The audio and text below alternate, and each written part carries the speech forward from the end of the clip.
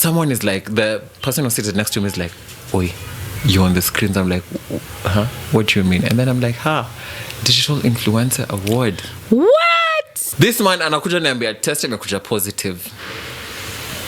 Niko, Nothing was in my head. It was like, we need to have another test. After the second test, ndio tujua sasa. Tulifunguliwa hivi line ni 4 very clear lines. Hakuna ati line moja yenye ati OCD. Kidogo si clear. Ni red zote na zimekuja 1, 2, 3, 4. Hapo ndio machozi ya kwanza ilitoka. Over the past 3 months, these are the people I've had sex with. Yeah. So I had to reach out to moja nika eliminate. Huyu ni wa September. Nakwambia ndio nikulizanga vitu nafanyanga sijui ni nini. In my head I was like, I need, cause ni nyinyi wanne. There's no one else. Ni nyinyi wanne. Nimekuwa celibate since January. Mtu wa kwanza nimepiga naye ngono July, alafu August, September, and then boom ndio hiyo. Ni nyinyi wanne. Mjue, mketi mjue. Mjue. Who amongst you? Mketi mjue who amongst you ndiye akona virusi, cause mimi sikuyokota, ni moja wenyewe amenipatia, right? I came to the realization that this person did it knowingly.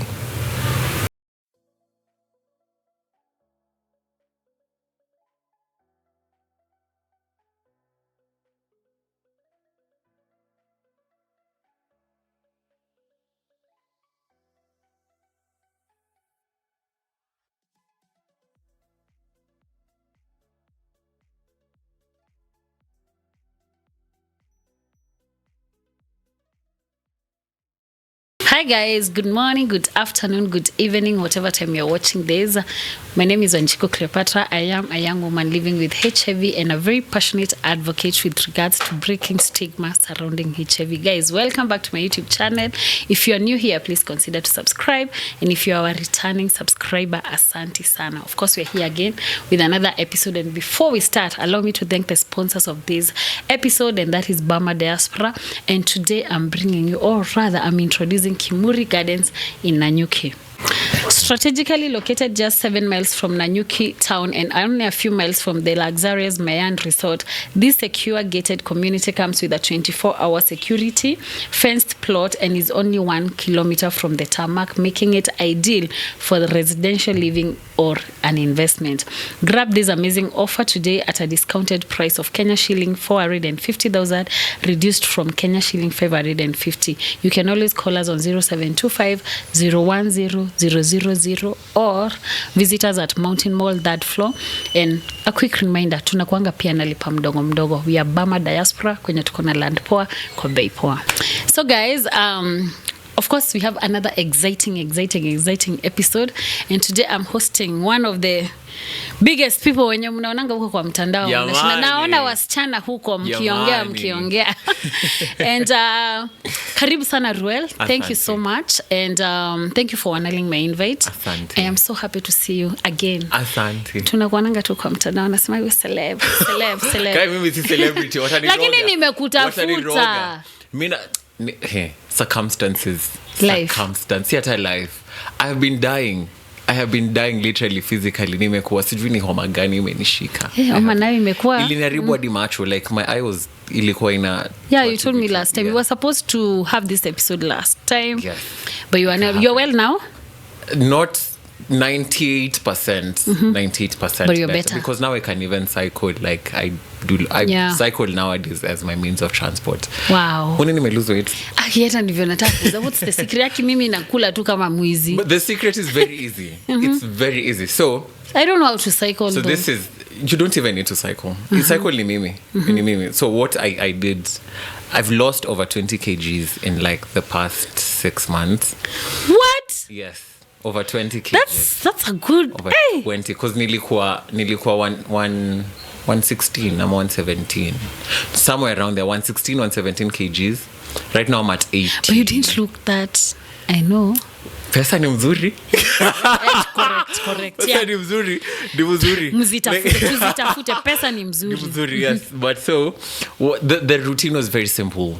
So I would go to the gym 5 days, actually 6 days in a week, and this was my routine. I was only in the gym for like 1 hour. but I started adopting a really active lifestyle. So from my place to where I used to work was like let's say 10 kilometers one way. So I would cycle asubuhi na jioni. Wow. And then go to the gym.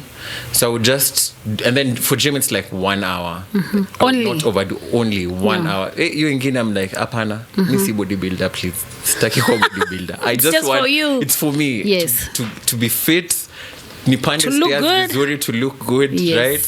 So that's what I would do, cycling. And then asubuhi nikiamka, I take my dogs for a walk every morning, except Mondays, including Sundays. So I would take them for an hour for a walk. Kwenda 30 minutes, 30 minutes kurudi. Cycle to work, come back home, to the gym, nirudi. So that was a cycle. And then so for short distances, I stopped using a car and then I would just start cycling.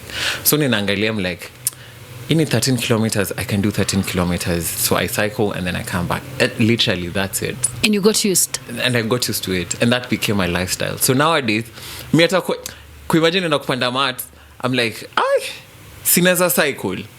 Tuende na baiskeli. Yeah, that's it. What? So that's the secret. Imagine, that's the secret. I just adopted an active lifestyle. I didn't change And that is anything. very active. Bado kukula ndakula chapo. Bado ndakula KFC. Utaniambia niache kukula ugali? Guy, kwanza ikule na omens are really good in proteins, really good in proteins. Yes, so nikaongeza actually protein intake. That's the only thing I did, but anything And you else, look very good. ninakula asante. How do you feel? Active, mazeni napanda stairs nowadays, let me tell you. Aish, I can do stairs, I can run. You should have the marathon again. Let me tell you, nikianza gym, we should, right? Nikianza gym, I would only do the treadmill for like 5 minutes. Na hiyo nimehema for like 5 minutes. Nowadays, I can easily do like an hour on the treadmill, or I can even run like say 5 kilometers, 7 kilometers. Sijafika kwa 10 kilometers bado. You'll get there. I'll get there. Baby steps. Yes, Wow. That's the routine. You're in the series, my guys. You're in the series. Thank you for having me in your show. Nitaweza kunini. Now, thank you so much. Yeah. We'll talk about that. You need to guide me. Yes. Kuna hata kijana mwingine hapo katumbo kake naona kanatusumbua. You really need to do something. Ninamjua ni nani? Huyo. Hatuta mention lakini nitakutuma kwake. Thank you so much. Yeah. And in this channel we invite people who have incredible stories, and we don't just do that because we want to listen ama tunajaribu tu wajulikane and all that. We are doing this because we are trying to create a community of understanding, a community of support, and of course a community of empowerment. And that is why you're here and you're doing a good job. You are creating awareness. Mimi siwezi fanya hivyo. Sasa wenye wanashindwa walikuona wapi? Yule kijana akiwa kwa train, akiwa majuu, akiwa wapi, anameza dawa everywhere. Yes, now he is here. So without further ado, please introduce yourself, tell us who you are, what you do. Hapa tuulizangi maswali, tunapiga story. You tell us about your journey, how it has been, treatment, ups and downs, hizo zote. Hey, tuko na time. Mingi sana. Funguka client. Wonderful. Hi everyone. Kwa majina naitwa, ile mnanijuana pale mtandaoni ni Ruel Okeo. Lakini majina ile iko pale kwa ID ni Okeo Ochieng. I don't know. I just don't like my English name. Why?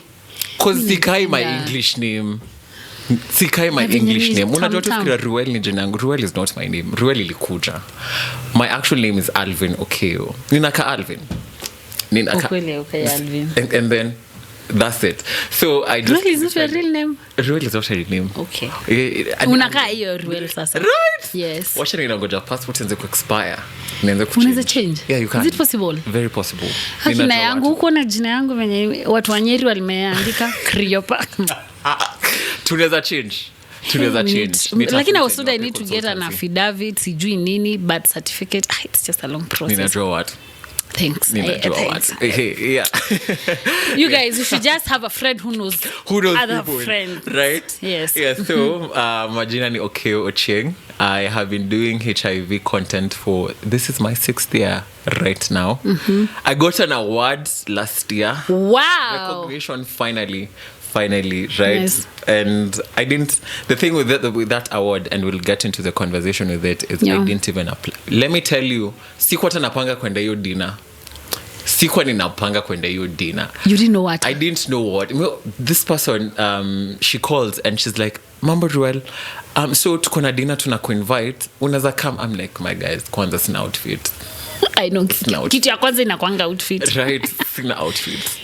Kitu ya pili, I think I did not have I didn't have my car that time. Yeah.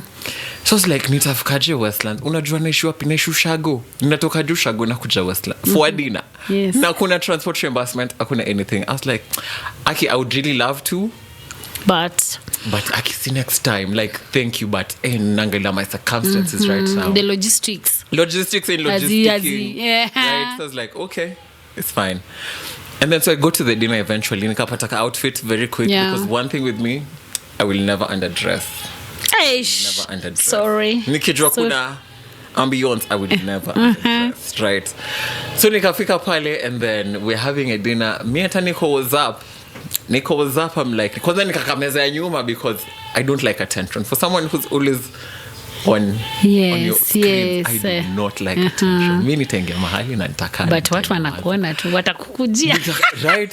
So tumeka pale chini and then all of a sudden someone is like, the person who sits next to me is like, oi, you on the screens? I'm like, huh? What do you mean? And then I'm like, Digital Influencer Award. What? Like, kumbe nina making sense. You know, sometimes I know, yeah. when you don't see it. I literally don't. So yes. even when people say you do an amazing work, I'm like, Kweli. I'm just posting. I know. And then HIV and dawa, like, right to this date, Cleo, if you ask me, I don't see the work you people say I do. You do a lot of work. I really you don't. do. So, I realized when you're in that position, mtu aonangi.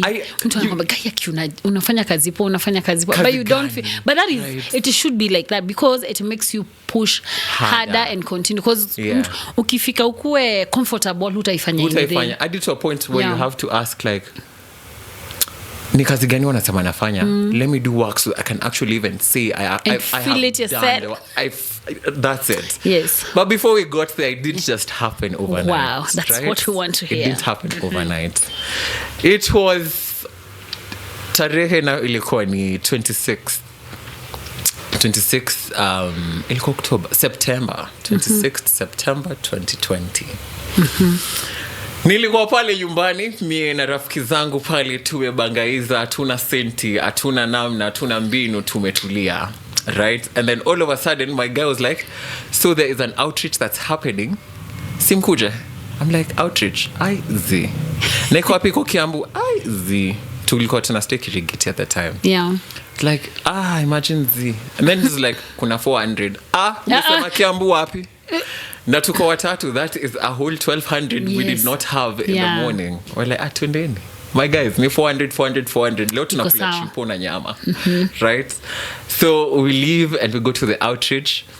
We get to so an outreach, for the viewers who don't understand, is these things that clinics do, where instead of you going to the clinic comes to you, or the location. They bring the services to you. Yeah. Specifically sexual health, that is STI testing, HIV counseling, condom distribution, and that. So tumefika pale, my friends started, and then we were actually the first people. Not tulikuwa tumechelewa, but we were the first people, right? So tumefika pale, my friend starts the services, and then I follow. So niko pale, we pima. It's not the first time I've done my HIV test. Jesus. I was an avid tester. Mi naona kupima virusi, nilikuwa ninapima virusi. Because I knew, one, I was not, back then I was like, I was not promiscuous. Okay, I would have sex maybe once, chore hiyo story, niende nikachukue sheria mkononi, and then I move, right? So I was like, we pima. This Monday. The confidence. I didn't. Niko kwa simu saizo. I'm like, nini na happen prick. I love tattoos. So me and needles were best friends. Yeah, kadunga kaeka hapo tunangoja hiyo 15 minutes. Nyinyi wote? No, like Sammy and the service provider. This man anakuja niambia test imekuja positive. Niko what do you mean imekuja positive? Ebu. I didn't keka simu chini. Tell me how. Right, I was like, imagine hiyo kiburi. How did you react? Because I was like, kuna kauongo mahali. pima hiyo kitu tena. Did you tense? Did you? No, sasa ndio nimeanza kupay attention. All this time, all this is happening. Wewe uko sawa? Mimi niko sawa. I'm like, the last time I had sex was in July. Niko sawa. So, amoniambie anything. Pima kitu tena. Na besides, niko zile za the institution that was doing the outreach ikametoka some other side ya Kiambu, not Kiambu town, some other parts. Kumbuki hata ni wapi, but some other parts. I think ni part ya Ruiru or something, kama sijakosea. Thika. Nikametoka Thika. So it's like, unajua nini ni zi test zenyu? Si umetravel? Umekuja nje yote? Ni test zenyu. Haziko poa. Inconclusive. Pima kitu tena. Nikaka simu chini, akadunga dini na pay attention, lakini damu yangu. So you're serious. Right? Yeah. This is my blood that is here. Nikaona umeka ni damu yangu, si damu yako, it's mine. Hadi yako usifunike? Usifunike, nataka kuona. What do you mean positive? Nothing was in my head. It was like, we need to have another test. After the second test, ndio tujua sasa. Hiyo 15 minutes niko hivi tu. I'm like, hiyo kitu ina move. Hadi niko zile za, hebu niangalie what it says. Is it 2 lines ama 1 line? Niko hapa na hiyo karatasi. We are just there. What? We are stuck. I'm like, I'm here and then I move. I am here and then I move. Hiyo kitu ilikuja back na 2 lines again. 2 lines. Mimi panic. Nasikia kupanic. I was like, nilianza kufanya calculations inside my head. What? Calculations. I was like, okay, this was July. Nini nilifanya July because I knew basic information about HIV. Yeah. Okay, just basics, nothing deep. I knew like the window period was 3 months. It was September, July, August, September. August nilirisk once. Na nilirisk September pia. Lakini September na the duration haiwezi. So was September, it's exit. Mimi nakwambia hata sikumaliza outreach. So I could even see that the healthcare provider was actually even confused. Like nimekuja na confidence yote and then boom, it's positive.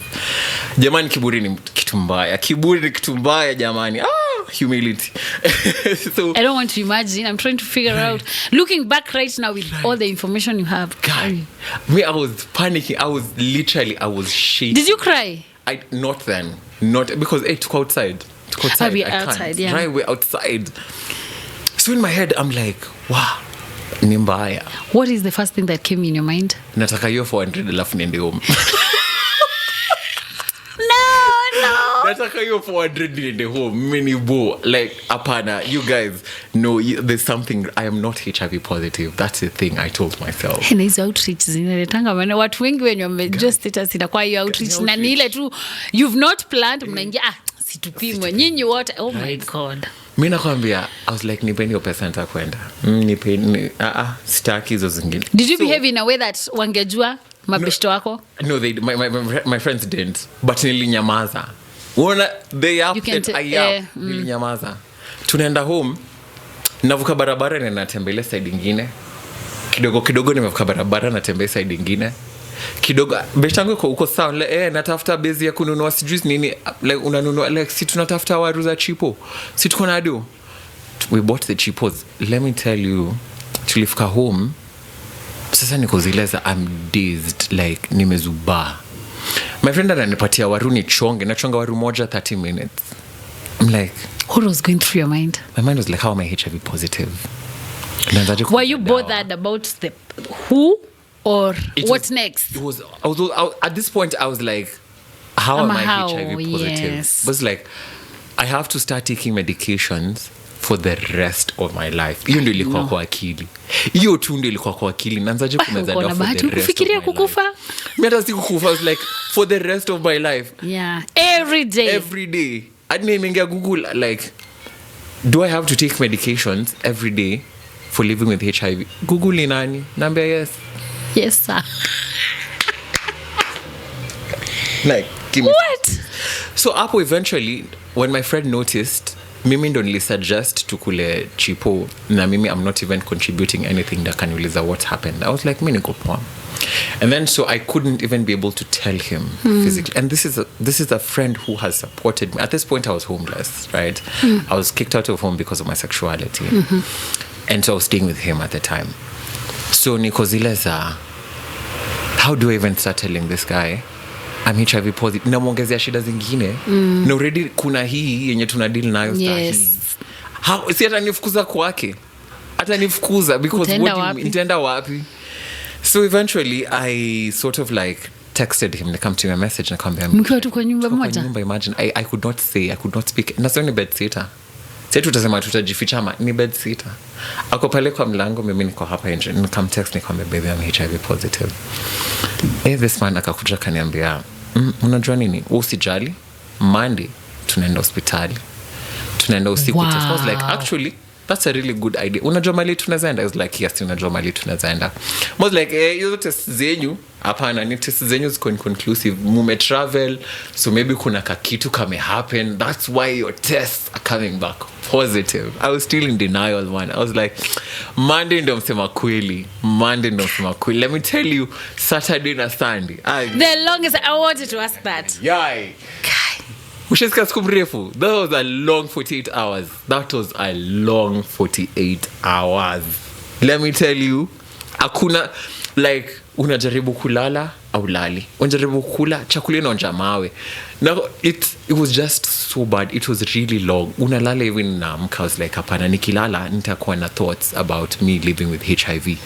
And I don't want to accept that I'm living with HIV. Monday kafika. Asubuhi 6 asubuhi. Kila mtu amerauka, kila mtu kwa bafu, kila mtu tunaenda town. Tunapatana na traffic ya pale Kiambu Road. Kiambu Road traffic imekuja.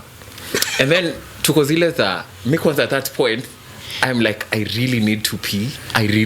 Na tumekoma kwa jam Muthaiga jam. Hatuwezi toka because naweza shuka alafu ianze kusonga and then in my head I'm like napata na kupima about HIV. I was so anxious. I was like tunafika sangapi, tunasonga sangapi, tuamaliza sangapi, like let's go, you know. Yeah, we get to the clinic, we ignore all protocols that siju enda pale kachini siju sign. Nilifika, I was like I need to test for HIV only, period. Sitaki kitu ingine, sitaki kuongea na nani hata uko unataka hata counseling, sitaki tupime. That's all I want. Hiyo ndio kitu nataka. Because in my head I was like sasa tuko hospitali, hizi ni kits hazijasonga, hizi ni kits zimekuwa hapa, zimekuwa vizuri, storage and all that. Nataka kupima, sitaki kitu kingine. So the counselor akakuja, she does the test ya kwanza. Did she talk to you or anything? Sitaki story, mimi nataka tu kupima. Sitaki story, sitaki wewe pima. Niliingia tu kama nimemwekea hivi mkono like wewe pima. With your friend? Ama peke yako? I was alone at this point. My friend alikuwa kwa reception. Akapima ya kwanza. Sikutaka kuona ya kwanza, nikamwambia fanya hivi. Pima ziko mbili. You compare. Right. Most like hakuna vile. So akanipatia test. Nataka pima zote. Let me tell you, alifungua hiyo tissue. Mnajua hiyo tissue kama umepima HIV unajua kwa tissue. Hiyo tissue ilifunguliwa hivi, line ni 4 very clear lines. Hakuna ati line moja yenye ati OCD. Kidogo si clear. Ni red zote na zimekuja 1 2 3 4. Hapo ndio machozi ya kwanza ilitoka. Because now it's confirmed. Now it is confirmed. You can't do 4 tests and they all tell you the same thing. Hapo ndio nilikaa chini. Hapo kwa wewe nani? Yes. She did not know what to do. She left. Alitoka kwa room. Akaniacha hapo. Nimemwaga machozi jamani, kidogo jaze mtungi. Nimejaza machozi like how did I survive COVID for me to get HIV? Like simngenipe kaswende. Mngenipe syphilis, mnipe gonorrhea, mnipatie herpes. Nipeni hizo nitameza dawa 6 months. Nimemaliza mnanipe HIV like lifetime. Sasa hapo ndo nikaanza kupiga calculations. I was like, you know what? So she came back in after like 30 minutes. I don't think it was like 30 minutes. When was this that long? Jamani, we ushaambiwa uko HIV positive. You know. Jamani, you know. So for real? I think it was that long. I literally I was freak out pia. I was weeping. I wept. Only Jesus wept. Ruel wept. That's it. Ruel wept. What? Joel wept, let me tell you. Where's your friend? Ako reception bado. Niko kwa hiyo ofisi peke yangu. Like, I was alone during this time. Like, ni wewe. Unajua fundo unafikanga chini unajua, hivi Rusi ni mimi. It's your life. Ni mimi. Si mwenye tulikulana naye. Ni mimi. Yeye yako atajua yake mbele. But sai, ni mimi. There is that loneliness that just hits you. Like, even at that point, the healthcare provider did not know what to do. She had to walk out. Hapo ndo nikachapwa na reality, like, hey, by the way, it's happening. It's happening. It is happening. So mi nikozileza, you know what? So she came back. She was like, what do you want to do? Nikwambia mi nipe dawa. Like, unataka dawa ya kazi gani? Ende uprocess. Nipe dawa. Why? Nikwambia, I am broke. Sina nyumba, sina mali ya kuishi, alafu nianze kuongeza healthcare problems. Sina pesa kwenda hospitali. I knew that once someone is HIV positive, your immunity is already compromised. Yeah. I could not compromise my health anymore. Sina NHIF, but then it was an NHIF. Nyinyi washame kuja juzi nyinyi. Yeah. Sina NHIF. Sina pesa, sina nyumba. Alafu naanza kusema ati mimi ni mgonjwa. Hapana, sitaki mchezo, nipe dawa nitameza. Hiyo ingine nitajua baadaye. Si ninachukulia hapa dawa. Nitakuwa nakuja hapa kwa stress zenye napitia. She gave me the medication, akanipatia the first 2 weeks dosage. Ndio nirudi sasa for check up to see like how is it before usi uone kama utajinyonga. Kabla utajinyonga ama nini? Ndio nipatiza 1 month sasa. Wakanipatiza na za TB. Mimi kwanza if anything nilichukizwa dawa. For no particular reason, I just hated TB tablets. Apana. The smell was bad. Right. Like, mpaka ukisusu, it's terrible. Now, here is where the catch is. So nikatoka and then I told my friend, like, yes, it's actually true, I'm HIV positive. At that time I was also a pay educator. Nilikuwa tu nianza kazi fulani ka pay educator hivi, you know. So ka information ulikuwa na Kenya. Niko na basics like human immunodeficiency virus, acquired immunodeficiency syndrome, it is transmitted through sex, mother to child, sharing needles. Hizo basics ndo niko nazo. So nimeingia kwa kazi ya pay education. That day was our first training. It was our very first training. Na ndio ilikuwa tunaenda hiyo training sasa after tumetoka clinic. Tukapiga supervisor tukamwambia, oya, tumetoka hosi kidogo, kulikuwa na emergency, tunakuja sasa clinic. Nimefika clinic, tunapoa pretest tufanye. Pretest imejaa nini? How is HIV transmitted? How do you protect yourself from HIV? And it's like, ningekuwa na hii exam a while back, singekuwa nakwambia Cleo nililia. Kwa exam? Nililia kwa exam. Nililia kwa hiyo exam. Nilimwaga machozi kwa hiyo exam. Na sasa si ati ni exam ati nimekaa niko peke yangu. Ni hall kikubwa sana wenye unajua hiyo hoteli. Sitaki kusema majina, sina lawyer. Nika hoteli, nika hall, na kwa machozi ilianza kunitoka. I was like, regret. I think that is where I regretted, like, I knew information about condoms, about what. I knew the information. But mimi nilipuuza because inapatanga wengine, sio mimi. Jamani. Ulipima na macho. Nilipima na macho. Like nilikuwa nakaa vizuri. Ungemshuku uwezi assume. Hey jamani, it's not my fault too. It's not my fault. So I think after that is when I started thinking about partner notifications. I didn't know it's called partner notification. Mimi nilikuwa tunajua over the past 3 months these are the people I've had sex with. Yeah. So I had to reach out to moja nika eliminate. Huyu ni wa September. Kwa hivyo I can't get HIV in 2 weeks. So huyu exit. But nikamwambia please go and get tested. Mwingine nikama approach. Mali ninajua nilipata nikama approach nikamwambia oya, itabidi wewe na wewe mwende mfanyiwe test because one of you has given me HIV. Huyu akaniambia ako on PrEP. Na kanionyesha medication, na kanionyesha the track, was like this one is on PrEP. Ulitoa hiyo courage wapi? Nakwambia ndio nikilizanga vitu nafanyanga sijui ni nini. In my head I was like I need, cause ni nyinyi wanne. There's no one else. Ni nyinyi wanne. Nimekuwa celibate since January. Mtu wa kwanza nimepiga naye ngono July, alafu August, September, and then boom ndio hiyo. Ni nyinyi wanne. Mjue, mketi mjue. Mjue. Who amongst you? mketi ujue huwa Max tu ndiye akona virusi cause mimi sikuyokota, ni moja wenyewe amenipatia, right? So eventually tukasumbuana na moja nikamwambia oya uncle itabidi kwenda kutest. Itabidi why did you feel that you really wanted to know that information? Because I didn't want it to spread. I didn't want it to spread because ninajua ni hawa wanne, so if I you need a closure ya nini? Si niko nayo. Hakuna haja unless uko na kiwa ndo nataka closure. Niko nayo it's for life, like niko nayo, unajua, so easy change. So when niko zile za my guys, nyinyi mjiprotect, nyinyi wewe hata kama uko on prep, mimi sijui kuna wenzanga dawa daily, you know, sijui, but enda tu upimwe. Huyu hata kama ni September, enda tu upimwe. Pia wewe you are really, and then one of you has HIV because sikuyokota. One of you has HIV and we didn't use condoms, right? So eventually once I told everyone, because ile za sina burden ya mtu, I start working on myself. No, it's you.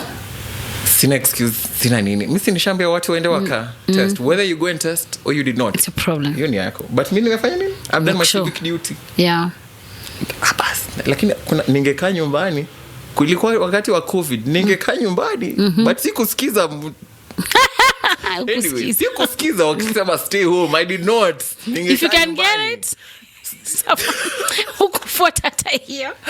Sikufuata hiyo jamani. Hey, I should have covered the nose and mask, but no. Anyway, let me tell you, that was the hardest thing I have ever done in my entire life. It's not even learning mathematics, absolutely, and I still failed, but that was easy because I did not learn math. Mimi nilikuwa tu ninalala kwa darasa. But working on HIV, because this is actively in your life. Kumeza dawa kazi rahisi. Who knew? Watu wanafikirianga ni rahisi. Who knew? Tell them. It is not easy. Every day. Without missing. Ana una pesa. Kwanza useme ati yo ninaweza hata nitaenda hospitali. Where? Ebu. So, imefika point, I have to start learning. I need to take medication every day. And hiyo haija click kwa akili bado. Mimi nameza tu dawa. Una process. Nameza dawa kisa na maana nisikuwe mgonjwa, sina pesa hospitali. Ya kwenda hospitali. That was the main reason at the time. Like immunity yangu iko compromised, and I don't know because you don't do VLs immediately. So I don't know how far. Yeah. Even though I'm like in 3 months, 3 months inaweza kuwa na 1 million copies or anything. There was nothing, right? So I think 2 weeks after my diagnosis, I became sick. Nikapata amoeba, right? But since I didn't know it was amoeba, and this is how it happened. Paranoia. Nilikuwa Kayole Junction, mimi na beshte yangu. Tumeenda tukakula samosa za barabarani. Tumekula samosa. Sasa jioni nimeenda kwangu, nilikuwa pale kuna step pale Kayole at the time. Msidhani kizungu yangu, mimi ni mtu wa ghetto, nilisema tu mzuri. Shule ndo mzuri, otherwise ninajua ghetto life, right? So niko pale Kayole ni usiku. I'm like, my stomach starts acting up. And it acts up really bad. Like naenda kulala kidogo, nimeamka nimekimbia choo. Nimelala kidogo, nimeamka na puke. Nimelala kidogo, so hadi nimekaa. Nikakaa vizuri. I was like, hebu nifikirie maisha yangu kama naanza kuenda siku ndio imefika. Like unajua sasa for ile yenye unakaa chini, and then in your head you're like the paranoia. Guy, it slaps you so hard on your face. You're like, and I don't know why it's usually so bad like that. And then you remember these two stories where someone says huyo alilala alafu siku 3 ameenda. That was what was in my head. Let me tell you, I was like, this is it. I am going. I called my dad. I'm like, enzae cheki. Hali si hali. Nataka kwenda usi. My dad was like, sawa twende. Akakuja akanipeleka. Wait, have you disclosed to them? Nivo tu normally. Nivo tu. I wanajua, this is a healthy bouncing baby boy. Yeah, our child. That's it, right? Tunatembea, ninasimama kwa njia. I think it was kitu saa 5 saa 6 usiku. I can't remember really well. Tunatembea, natapika. Hapa nyuma nimeshikilia brakes jamani, because massacre, crime scenes could happen. Nastaki crime scenes happen in my head. I'm like, this is how I die. This is a very embarrassing way to die. Like ninakufa na diarrhea. can you and vomiting, like what sort of death is this? This is not a dignified death.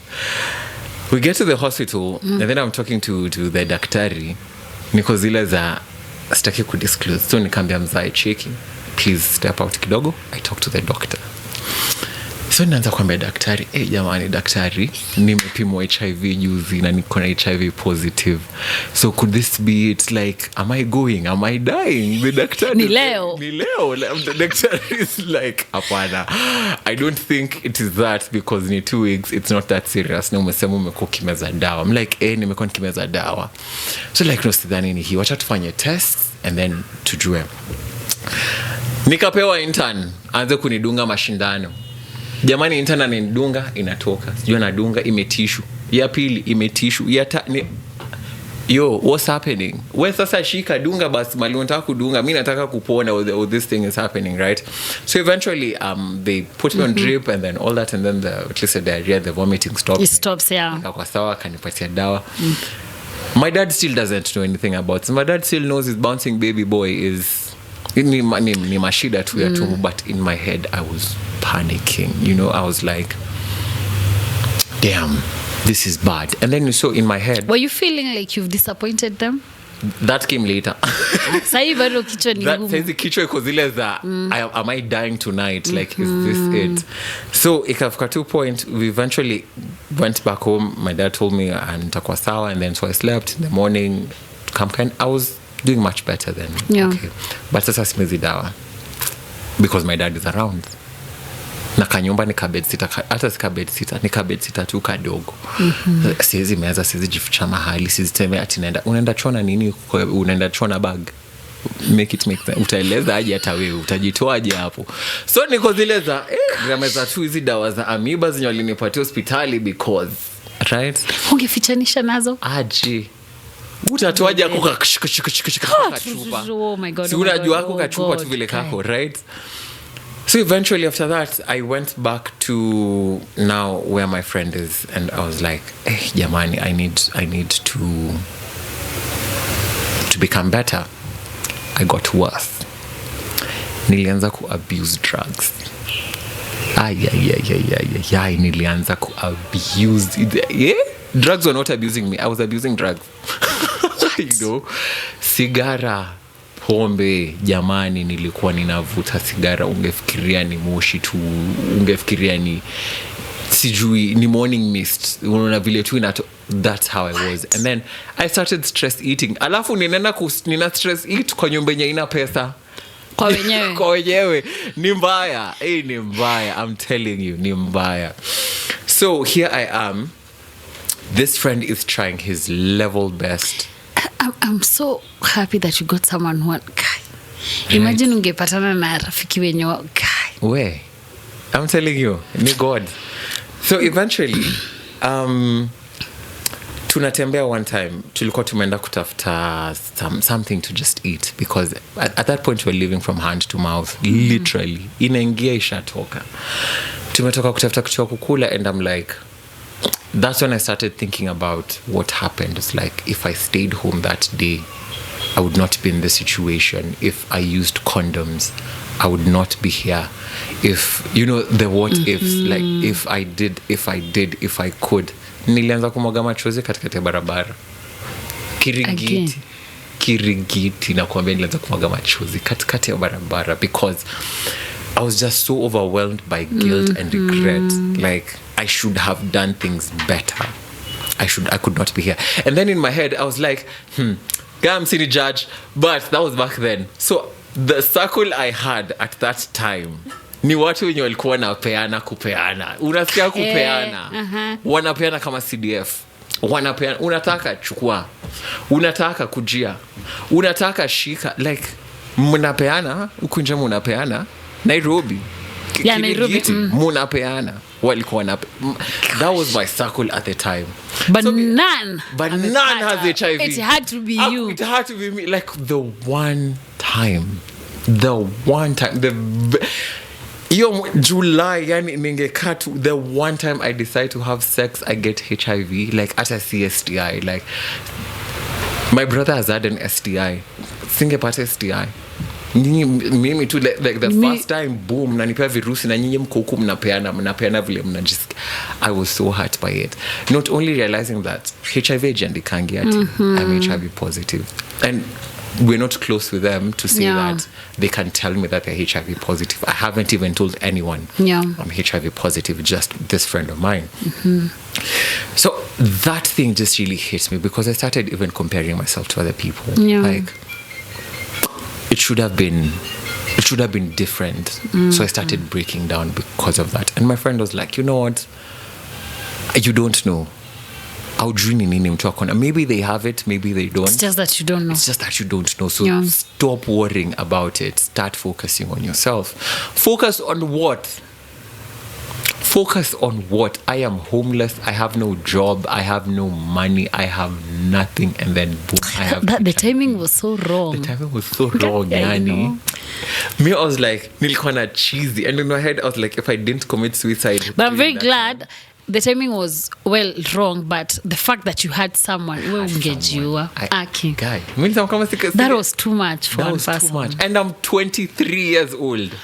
I am 23 and I have to deal with all of this. I'm 23 at the time. Home hawataki anything. So I'm literally maneuvering life alone. And you're a child. Nothing. And I'm a child. Maliza campus, graduate. I'm not book smart. That's one thing. I'm literally not book smart. I'm street smart. So it's not like nitasema nitaenda kuapply kazi mahali. Yeah. It's so bad. I have dropped out of campus. Inyeta mwenye najilipia pesa zangu. I was like, imagine this is it's not for me. Nimewachana nayo, right? Maybe I can maneuver this cheat, right? And so I started even doing sex work at some point, right? Just to survive. I was like, nimefanya sex work sijapata virusi. What do you mean? I was so angry and I was so bitter, let me tell you, Cleo. I was so bitter. I can imagine you questioning and how hard it is. And no one is supposed to answer you. Hakuna mtu anakujibu, like you are beating. Ulikuwa unajibit so much. Nakwambia nilikuwa na hasira nyingine. I started getting angry even to the person who was helping me at that time. Mwenye niko kwa kina kula chakula yake yote na maliza. I started becoming angry to this person. I didn't realize what was happening at the time, but you see all the stages of grief. Yeah, the faces. That's what was happening, right? So sasa nishafika kwa hasira. And the fact that during hiyo hasira yote, my hasira ilikuwa ile ya kulash out. Cleo, kuna kitu ningekwambia hata mimi mwenyewe nikae chini. That was bad. That was really bad, right? Calm down, right? I really wished hata ningebaki hapo kwa anga, because the worst part came when depression started kicking in. We are not done. Jamani, let me tell you how depression happened. Depression came, so it's been a few months after my diagnosis, and I have really good days, and then the bad days started coming in. The bad days was when I realized, una community ya kukulana, mkulano has its way of revealing things, right? So I came to the realization that this person did it knowingly. Yes. No. They did it knowingly. Wacha nikwambie, hiyo ndio kitu ilinivunja roho. Hiyo ndio kitu ilinivunja roho. What? Ilinivunja roho, Cleo, because I was like, what do you mean you did it knowingly? What do you mean? Utaanzaje? How do you start to accept that? What do you mean? Hiyo ndio kitu ilinivunja roho kabisa. It was not even the diagnosis, because sinianza kumeza dawa. Nitakuwa sawa. What do you mean you did it knowingly? Like unakatu hivi chini nasema, hey, by the way, niko na COVID. Na unakaa fiti. Boom, that's it. You have COVID, right? That destroyed me, because you're not supposed to do that to people. I don't do terrible things to people, right? So in my head I was like, okay, who's supposed to be dealt with a bad card? Like, bad things happen to good people as well. Hey, ndio iwe imekupata na anaifanya knowingly. So in my head I was like, I can't even confront this person again, because ataichukua, ataipeleka wapi? It will hurt you more. It will hurt me, because there's nothing that will happen. I already have it. Nimewachia Mungu. Did you ask? No, I did not. Up to now? Up to now. No way. I did not. But I had all evidence laid. I had any and all evidence laid before me. I didn't even ask because it was like, nauliza and then it's now. Is this someone months. that you It's someone I know. It is someone I know. Have you ever met from then? Know. Yeah, we actually have several times. And you've never asked? Nakwambia, my forgiveness is divine. Mimi personally, I'm not forgiving. I'll heal in hell. I'm in heaven. Mimi, I'm not forgiving in hell. What do you mean? Sasa ni do nini? Niambie utafanya. Utapiga mtu alafu. Ukimua utaenda jela nayo. Ukiwa utaenda jela alafu. You see, so like utafanya nini? There is absolutely nothing you can do. There's absolutely nothing. You know, you can just gauge the situation. Ndakupiga sira itoke alafu ama nikupige na utapona bado. Sina hata nyumba. Nitaanza kutafuta ati pesa hata ya bail ya kutoka police station. Like you did not confront that person? I did not. For what reason? Utadu. You know, there are some things where you're like, sawa, nitakuconfront because this is something that can be worked on. This cannot be worked on. It's done. It's months after. Sasa nikisema nataka kupeleka kwa tribunal. I didn't even know the tribunal exists until I started getting into this piece. But I was like, hata nikupeleka kwa hiyo tribunal, tunaenda kuongelea nini? How many people have I been with or has he been with to be conclusive that ni yali nipati HIV? Tunatu naangalia aspects. How can I prove again that ni yeye specific? Like it literally can't. So when you gauge this situation vileiko, I was like, there is nothing to do. But I had two options. Option 1, sambaza. Si ulipewa? Sambaza. Pia wewe. Pia mimi sambaza. Like, I mean, two can play that game, right? And option 2 was change and do something different. Nikataka kusambaza kwa sababu let me tell you, kiweza kumeza ARVs kuna kakutu fulani na kuandama. What? That was such a Let me tell you. No. What? Let me tell you. Wasi shetani alikuwa anakuita? Mimi nakwambia guy, let me tell you, kuna kakutu fulani ukiweza tu kumeza hivi ARVs. Alafu unajisikia nilisema sitaki ngono, sitaki kuangalia watu. I'm a changed person. We, mimi sio dawa siku 2 siku 3 alafu niambie guy. We, ni kubaya. So uko zile saizi nikitaka kusambaza na kupea nayo vizuri alafu nile kwa twink kamwili ni kazuri. We. Guy, ni kusambaza. But then again nikaka chini and I was like, "Well, look at how you're hurting." I know. Look at how you're hurting. Would you want to put someone else through this? And so that was how I was like, unajua nini? So sambaza. But sasa sijui nifanye nini na maisha yangu. Okay, sisi sambaza. What am I supposed to do? Do I stay with all this hurt, with all this pain? Kidogo tunaamka asubuhi tunaambiwa ARV stockouts hakuna. Niko zile jamani Mungu mambo gani haya? Mambo gani haya jamani, like siwezi baliza tu vita moja ushaniletea ingine. Ushaleta kingine, right? Sasa ni kufe. Sawa basi ni die young. See, at least that's the goal. Because what do you mean they're ARV stockouts? You're getting out of this, then this happens. Things are just happening. So I'm like, ni sawa. So tupesa tushanza kuingia to education. We weren't even getting paid a lot. We were just getting 6K a month.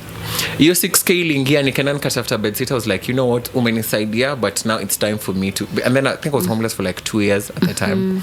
So like, 6K, as long as niko na nyumba, chakula itakuja. Utajitafutia. Iyo sakosa ndenda kwa best yangu. And then, so it's a good thing we literally moved into the same building. Wow. So like, wewe, uko na pesa kidogo, tutakula kwako. Naenda kulala kwangu. That was it, yeah. Right? So tukakaa vizuri hivyo, nimeanza kupata tu pesa. And then I'm like, kuna RV stockouts. So niko tu pale tu kwa mtandao kidogo. Niko na watu wametweet. Hata mimi niko hapo sijui Twitter nafanya nini, lakini kazi nina like, repost. Ilikuwa retweet at the time, ilikuwa retweet, like and retweet, like, retweet, like, retweet. And then so at that point ndo someone akani approach, someone akani text. Hivyo tu randomly akaniambia, sasa Ruel, tumeona page yako, tunaona unafanya kazi nzuri ya like repost na retweet na tungetaka kuwork na wewe. Like work na mimi from nowhere. Mimi hata sina mradi yoyote saizo. Mradi yenye nilikuwa nayo ilikuwa tu ya education. I didn't have anything else. Na hii education is for men who have sex with men. So si ati ni HIV hata. So iko zile za kwa kuna mimi aje. Unajua vitu kama zo online ukuwa. Na sisi mnataka kunibia pesa. The 6k ile yako. 6k yangu tu jamani, ndio mnataka kuchukua. Ndio kitu niko nayo, sina kitu kingine, right? So hao watu wamekam wako zile za alafu so tutumie namba yako ID lies. Uongo magazi. Ninawajua. Mumetumwa. Because already unataka namba yangu na ID. Unataka kufanya nini? Okay, sina pesa but unataka kuiba. Unataka kuiba nini? Unataka kuniconnect, kunini involve. Right. But I was like, niko zile za, you know what? What's the worst that I have to lose? Sina hata kitu ya kuiba. Shika. Chukua namba ndio hiyo. Nakwambia niliona sijui ilikuwa 1500. Haya, hapo. 1500. Like mashallah. Asante, umetumwa. Ndio isa hapa my guys. Kwanza leo nikanunua gas na hiyo pesa. Like a pro gas kadogo na hiyo pesa. I was like, sawa. So eventually after that, this has been 2 years.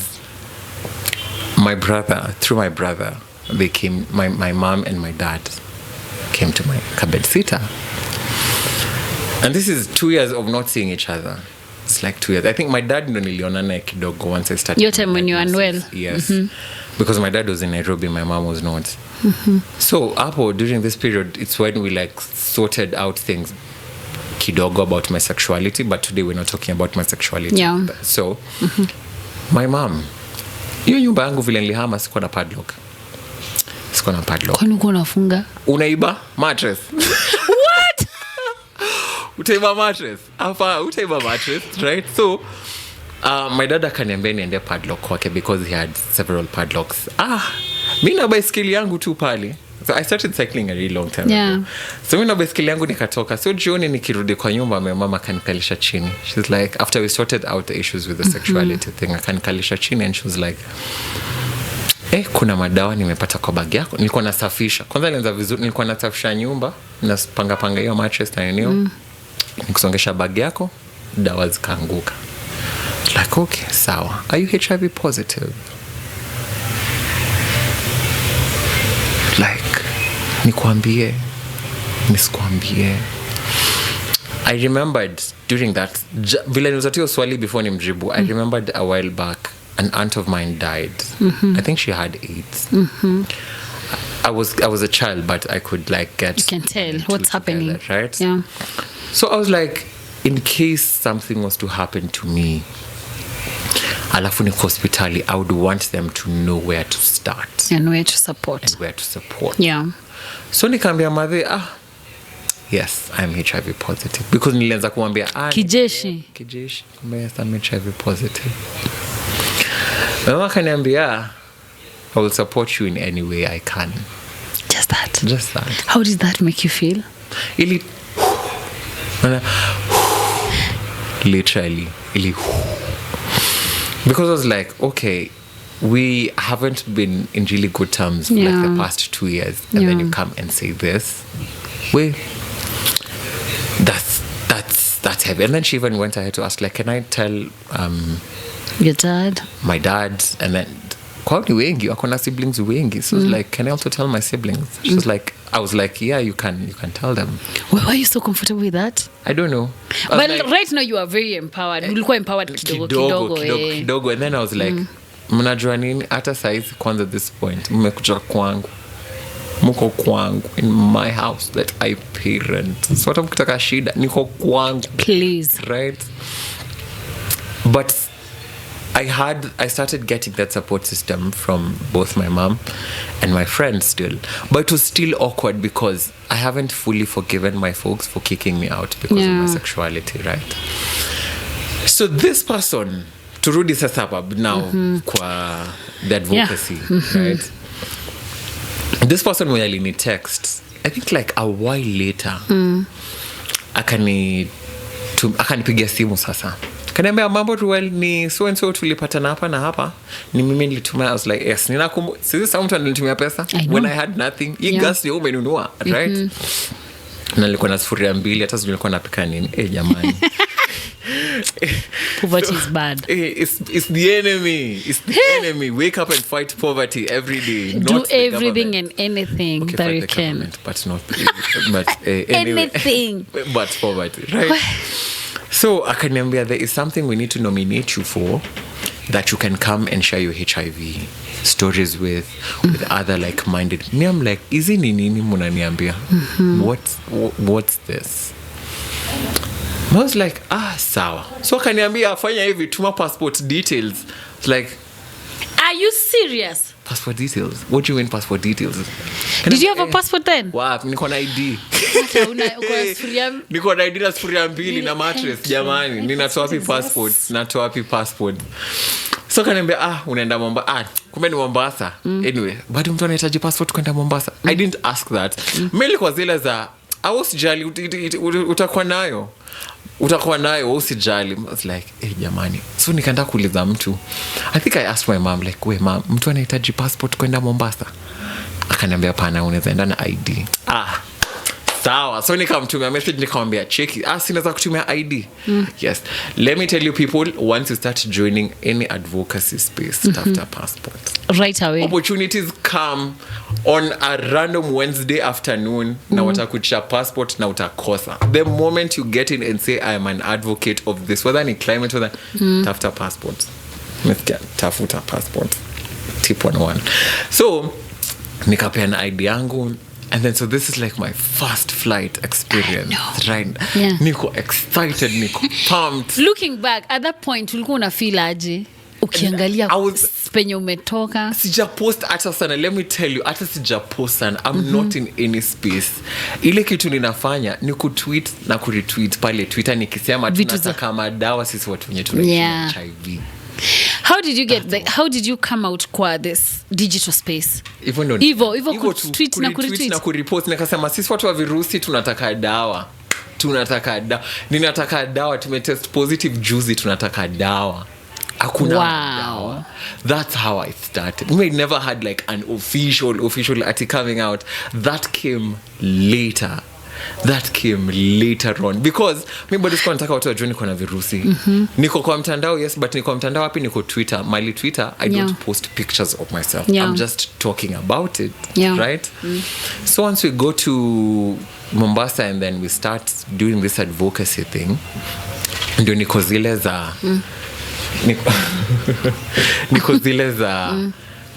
okay, let me see what's going to happen because I still don't know what I am doing here. I don't know what I've come to do. Mimi najua nimepanda. Unaongea na watu? Si ndio?